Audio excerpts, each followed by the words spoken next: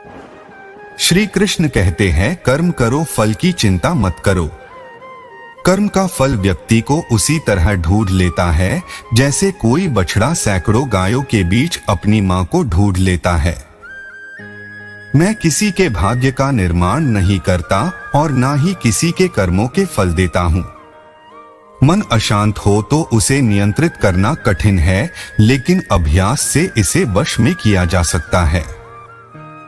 तुम उसके लिए शोक करते हो जो शोक करने के योग्य नहीं है, और फिर भी ज्ञान की बातें करते हो। बुद्धिमान व्यक्ति जीवित और ना ही मृत व्यक्ति के लिए शोक करते हैं।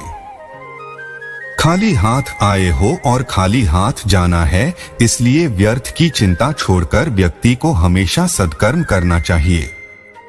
जिसे तुम अपना समझकर मग्न हो रहे हो, बस यही प्रसन्नता तुम्हारे दुखों का कारण है। जो कोई भी जिस किसी भी देवता की पूजा विश्वास के साथ करने की इच्छा रखता है, मैं उसका विश्वास उसी देवता में दृढ़ कर देता हूँ। आत्मा न जन्म लेती है, न मरती है, ना ही इसे जलाया जा सकता है, ना ही पानी से गिला किया जा सकता है। आत्मा अमर और अविनाशी है। व्यक्ति का कर्म ही उसके भाग्य का निर्माण करता है। आत्मा पुराने शरीर को वैसे ही छोड़ देती है जैसे मनुष्य पुराने कपड़ों को उतारकर नए कपड़े धारण कर लेता है। इस संसार में कुछ भी स्थायी नहीं है। मन शरीर का हिस्सा है। सुख दुख का एहसास करना आत्मा का नहीं, शरीर का काम है। मान अपमान, लाभ हानि, खुश हो या दुखी हो, यह सब मन की शरारत है। वर्तमान परिस्थिति में जो तुम्हारा कर्तव्य है वही तुम्हारा धर्म है। मेरे भी कई जन्म हो चुके हैं, तुम्हारे भी कई जन्म हो चुके हैं। ना तो यह मेरा आखिरी जन्म है और ना यह तुम्हारा आखिरी जन्म है।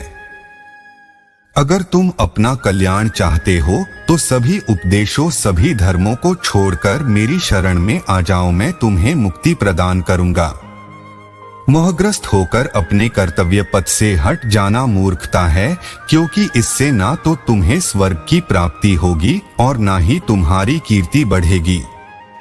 भगवान प्रत्येक वस्तु में, प्रत्येक जीव में मौजूद है। आत्मा का अंतिम लक्ष्य परमात्मा में मिल जाना होता है। मैं ही इस सृष्टि की रचना करता हूँ, मैं ही इसका पालन पोषण करता हूँ और मैं ही इस सृष्टि का विनाश करता हूँ। जन्म लेने वाले व्यक्ति की मृत्यु निश्चित है और मरने वाले व्यक्ति का फिर से जन्म लेना निश्चित है। आपका मन अगर आप अपने वश में नहीं करेंगे तो वो आपके दुश्मन की तरह काम करना शुरू कर देगा। निर्माण केवल पहले से बनी चीजों का नया रूप है। केवल किस्मत वाला योद्धा ही स्वर्ग तक पहुंचाने वाला युद्ध लड़ता है।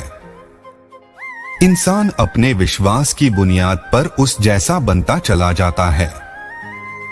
आपके साथ अब तक जो हुआ अच्छे के लिए हुआ, आगे जो कुछ होगा अच्छे के लिए होगा। जो हो रहा है वो भी अच्छे के लिए हो रहा है, इसलिए हमेशा वर्तमान में जियो, भविष्य की चिंता मत करो।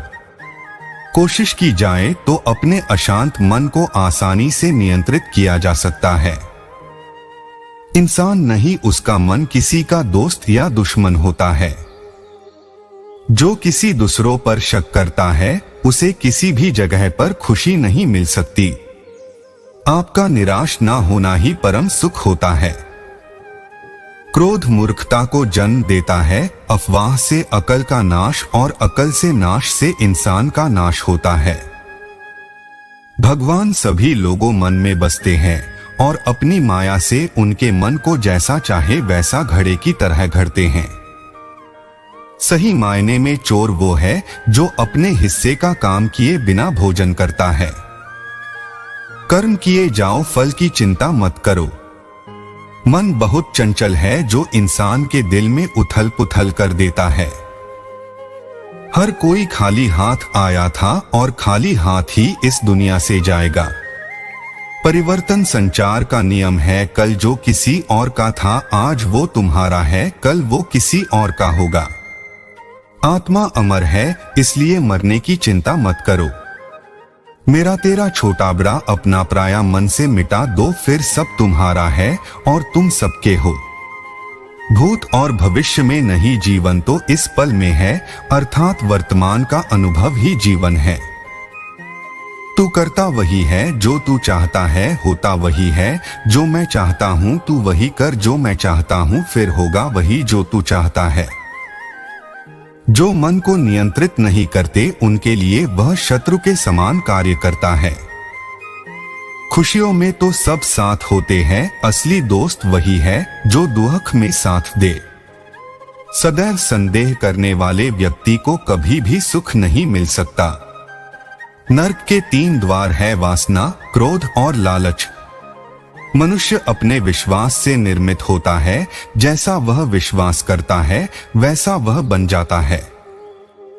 परिवर्तन ही संसार का नियम है। क्रोध से भ्रम पैदा होता है, भ्रम से बुद्धि व्यग्र होती है, तब तर्क नष्ट हो जाता है। जब तर्क नष्ट होता है तब व्यक्ति का पतन हो जाता है।